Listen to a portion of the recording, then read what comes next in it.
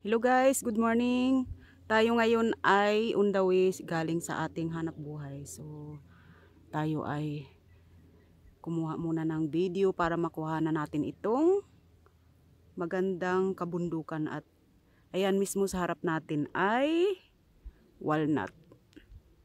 At ang walnut na ito ay napaka-healthy para sa ating brain. So, napakaganda ng weather ngayon, katamtaman lang siya. Kaya lang, wala tayong araw kasi medyo makulimlim siya. Ngayon mag-aalas 12 pa lang ng tanghali. So, 'di ba, ang ganda ng bahay, napakatahimik dito sa bundok, 'di ba? Grabe, parang kami lang noon yung laki kaming bundok eh. So, ayan, laki kaming bundok. Parang ganito. Parang ganito halos yung kinalakihan namin. Kaya, ayan, parang ganito ang style ng kinalakihan namin dati. Tapos napaka-healthy lahat ng pagkain. Oh, ayan ang bulaklak. Napaka-healthy ng pagkain, kamote, balinghoy, niyog. Ano ba ito? Parang prutas ito, ayan. At saka ayan, maliit na walnut. Parang katatanim lang. Prutas ito eh. Kailang wala nang bunga, naglaglaga na.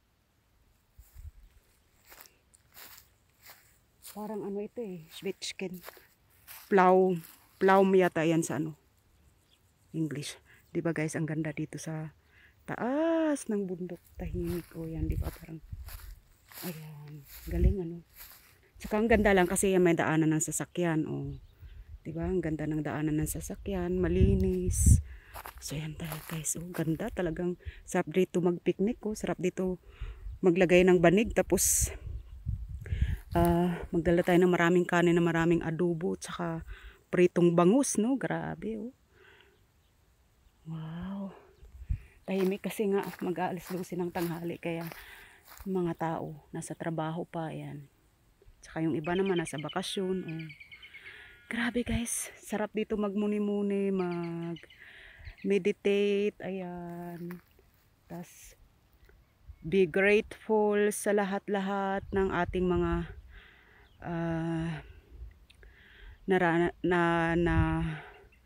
tanggap na biyaya, maliit man or malaki. Sa akin kasi, ang pinakamalaking biyaya sa akin ay ang aking mga anak. At siyempre ang ating number 1, ang ating kalusugan. Sarap ditong magpatayo ng bahay, oh. Pero kailangan natin ng malaking pera. At ang sagot nun ay magdasal tayo, magdasal at sabayan natin ng kasipagan at dasal kay Lord. At syempre magiging mabait lang tayo sa kapwa-tao natin. At so pwede na rin baka dumaan